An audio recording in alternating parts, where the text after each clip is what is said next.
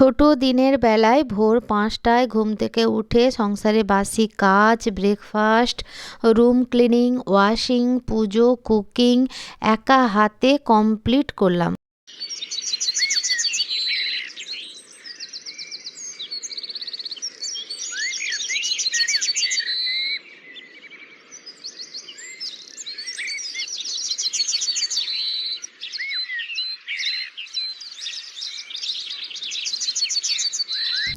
Good morning বন্ধুরা, তোমরা সবাই কেমন আছো? আশা করি তোমরা সবাই খুব ভালো আছো আর আমরা সবাই খুব ভালো আছি। আজকে হচ্ছে রবিবার, তোমাদের সবাইকে সাথে নিয়ে ব্লগটা শুরু করছি, দেখতে থাকো। আশা করি তোমাদের সবার খুব ভালো লাগবে।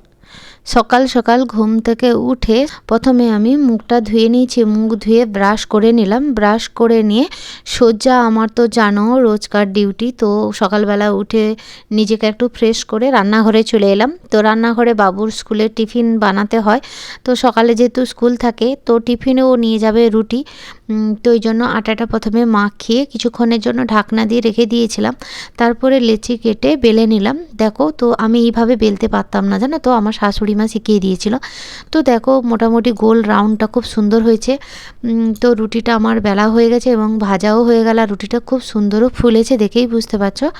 তো দেখো রুটি, আর আমি কি করেছিলাম, আগের দিন রাত্রে মাংস হয়েছিল, তো মাংস হওয়ার জন্য বাবু কি বলেছিল, বাবু বলেছিল মা আমার জন্য একটু রেখে দিবে, তো সকালবেলা টিফিন নিয়ে চলে যাব। আমি বললাম আচ্ছা ঠিক আছে, তার জন্য একটুখানি অল্প রেখে দিয়েছিলাম। তো টিফিনটা আমি প্যাক করে দেওয়ার পরে বাবু ওটা স্কুলে নিয়ে চলে গেছে। তো তারপরে আমি নিজের জন্য একটু চা করেছিলাম। তো চাটা ফুটতে ফুটতে আমাকে এপাশে ডাকছিল, ওই জন্য আমি এপাশে যাওয়ার জন্য আমার চাটা উতরে পড়ে গেছে একটু। তো দেখো 1 কাপ চাই করেছি, আর অল্প একটু বেশি হয়েছিল। তো আমার বাড়িতে সকালবেলা চা খাওয়ার পরেও আবার বেশি থাকলে আবার চা খেয়ে নেয়, তো ওই জন্য আমি ওদেরকে এখন দিইনি, কেন ওরা খেয়ে নিয়েছিল। তো আর একজন বললো যে ও খাবে না চা, এখন খাবে না, তো লেট হবে। বলে ঠিক আছে তাহলে আমি খেয়ে নিই, কেন আমাকে আর অন্যান্য কাজগুলো তো করতে হবে, শুধু এই চার পিছনে পড়ে থাকলে তো আর হবে না। তো দেখো আমার সকালবেলা ব্রেকফাস্ট হয়ে গেল, চা আর রুটি।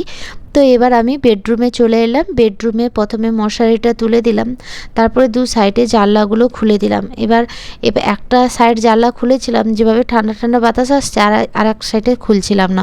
তো একটু হালকা রোদ উঠতে আমি তবে গিয়ে জানলাগুলো খুলেছি। তো দেখো কম্বলটা আমি ভালো করে ভাঁজ করে নিলাম। তো আর একটা ছোট কম্বল ছিল, সেটাও ভাঁজ করে নিলাম। ভাঁজ করে ওগুলো আমি আলাদা জায়গায় রাখলাম। তারপরে আমি বেডশিটটা আজকে একটু ধুয়ে দিব ভেবেছি, তো ওই জন্য বেডশিটটাও তুলে নিলাম, আর বালিশের কভারগুলো একটু চেঞ্জ করে দিলাম, আর আলাদা একটা নতুন বেডশিট পাতিয়ে দিলাম। তো দেখো, আর বেডশিটের কালারটাও এত সুন্দর, আমাকে কিন্তু এই বেডশিটটা খুবই ভালো লাগে, আর কালারটাও দেখো কি খুব সুন্দর লাগছে, তাই না? কাদের কাদের বেডশিটটা কালার ভালো লেগেছে একটু কমেন্ট করে বলো প্লিজ। আর এই যে দেখো বালিশের কভারগুলো পরিয়ে দিয়েছি, এবার আমি বিছানাটা রেডি করে রেখে দিলাম। আর এই যে দেখো নিচে যে বলেছিলাম না কার্পেট পাতিয়েছিলাম, তো মেঝে খুবই ঠান্ডা হয় রাত্রে, তো ওই জন্য কার্পেটটা পাতিয়ে রাখি। তো কার্পেটটা যেহেতু ঝাড়ু লাগাবো আমি, ওই জন্য কার্পেটটা আমি তুলে আলাদা জায়গায় রেখে দিয়েছি। তো তারপরে দেখো একটা আমাদের যে রুমে আমরা ঘুমাই ও রুমটাতে আমি ঝাড়ু লাগিয়ে দিয়েছি, আর একটা বেডরুমে ওটা আমি ওখানে ঝাড়ু লাগাচ্ছি। তো আর দুটো বেডরুমে ঝাড়ু লাগানোর পরে আমি এখন বর্তমান ডাইনিং রুমে ঝাড়ু লাগাচ্ছি। তো চেয়ারগুলো একটু এক সাইড করে করে সরিয়ে দিলাম, তারপরে যে টেবিলের নিচে যে নোংরাগুলো থাকে ওটা আমি না সরালে পরিষ্কার করতে পারবো না। তো দেখো মোটামুটি আমার রুমগুলো পরিষ্কার করা হয়ে গেছে। তারপরে আমাদের বাইরেরটা ঝাড়ু লাগিয়ে দিলাম। বাইরেরটা ঝাড়ু লাগানোর পরে এবার আমি গেটে তালা দিয়ে দিলাম। গেটে তালা দিয়েই ঢুকি, কারণ বাইরে তো জানো, এই জন্য গেটে সবসময় তালা দিয়ে রাখি। আর এই যে দেখো তারপরে এই যে বেডশিটটা তুলেছিলাম কাচবো বলে, তো পরিমাণ মতো আমি সার্ফ দিয়ে দিলাম, যেগুলো রাব ইউজ হয় না ওগুলোতে আমি সার্ফেই কাচি। তো দেখো ওখানে মেশিনে কিন্তু কাজ হচ্ছে, আর আমার এপাশে ঘর মোছাও কমপ্লিট হতে চলেছে। তো দেখো আমি প্রথমে দুটো রুম মোছা লাগিয়ে দিয়েছি, তারপরে আমার ডাইনিং রুমটা মোছা লাগাবো।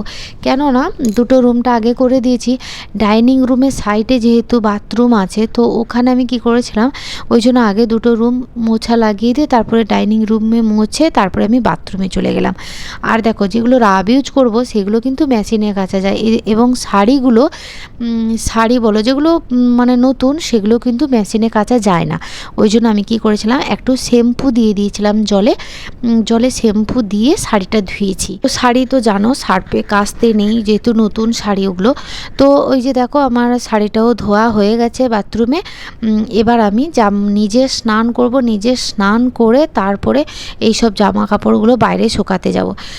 তো দেখো আমার কিন্তু স্নান করে চলে আসা হয়েছে। এবার আমি মাথায় চিরুনি দিয়ে দিয়েছি। তো এবার ঠাকুর পুজো যেহেতু করব ওই জন্য আমি চুড়িদারটা পরে নিয়েছিলাম। তো দেখো আমার সিঙ্গার করাও হয়ে গেছে আর মুখে ক্রিম কিছু লাগানোও হয়ে গেছে। এই যে দেখো তারপরে আমি বাইরে জামা কাপড়গুলো শুকিয়ে দিচ্ছি। এক একদিন দেখবে অনেক জামা কাপড় বেরায়, কাছাকাছিও হয়ে যায়। যেহেতু মেশিন আছে তো সেই জন্য আমার খুব অসুবিধেও হয় না। যেগুলো রাফ ইউজ ওগুলো মেশিনে ভরে দিই। আর কি বলতো ওগুলো তো জল ঝরে যায়, আর জল ঝরে গেলে কি হয় বাতাসে যখন শুকিয়ে দিব তো তখন হালকা বাতাস লাগলে জামা কাপড়গুলো শুকিয়ে যায়। আর যেগুলো দেখো আগে শুকিয়েছিলাম সেগুলো কিন্তু শুকিয়ে গেছে। তো এগুলো জামা কাপড়গুলো তুলে নিয়ে এসেছি। তো এবার আমি ঠাকুর পুজো করতে চলে এসেছি। সব ঠাকুরকে আমি একটা একটা করে ফুল দিয়ে দিলাম আর আমার গোপাল সোনাকে তুলসী পাতা দিয়ে দিলাম। এবার আমার পুজো শুরু।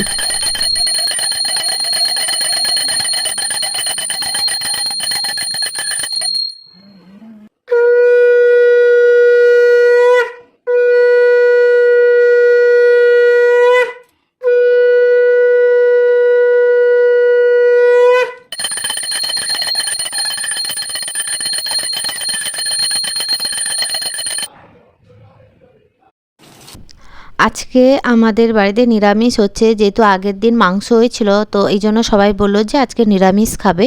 তো নিরামিষের জন্য আমি কি করেছিলাম, আগে ডালটা সেদ্ধ করে নিয়েছিলাম, ডালটা সেদ্ধ করে ছুঁকে দিয়েছি। আর এরপরে দেখো পোস্তটা রান্না করছি। পোস্ত মাখা মাখা হবে। তো শুকনো পোস্তই আমার ঘরে খেতে ভালোবাসে, একদম জুস রাখলে খেতে চায় না। তো এই জন্য পোস্তটাও একদম মাখা মাখা হবে। তো দেখো এই যে রান্না করার সময় যখন ডালটা ছুঁকছিলাম না তখন কিন্তু কড়াটা বেশ গরম ছিল। তো ওতে কী করেছিল ডালটা একটু ছিটকে গ্যাস টেবিলে পড়েছিল। তো তারপরে কি করেছিলাম আমি স্কচব্রাইট দিয়ে প্রথমে আমি গ্যাস টেবিলটা মুছে নিয়েছি আর একটা ভেজা কাপড় করে নিয়েছিলাম। ভেজা কাপড় করে গ্যাস টেবিলটা মুছে এবং উপরে যে দেওয়ালগুলো ওগুলোও আমি একটু পরিষ্কার করে নিয়েছি। আর দেওয়ালগুলো দেখো আমার খুবই সুন্দর চকচক হচ্ছে। পরিষ্কার করে রাখলে দেখবে জিনিসগুলো দেখতেও সুন্দর লাগে। তো এবার আমার বাসনগুলো মেজে নিচ্ছি। বাসনগুলো মেজে নেওয়ার পরে বাসনগুলো পটপট করে আমি কিন্তু ধুয়ে রেখে দিচ্ছি। এবার কি বলতো সব এগুলো কাজ করার পরে না জামা কাপড় ধুয়ে রাখতে হয়, কেননা দেখবে এঁঠো জল গায়ে ছিটকে আসে। তো আমার মোটামুটি কাজ কমপ্লিট। এতটুকুই ব্লগ ছিল, নেক্সট ব্লগে দেখা হচ্ছে।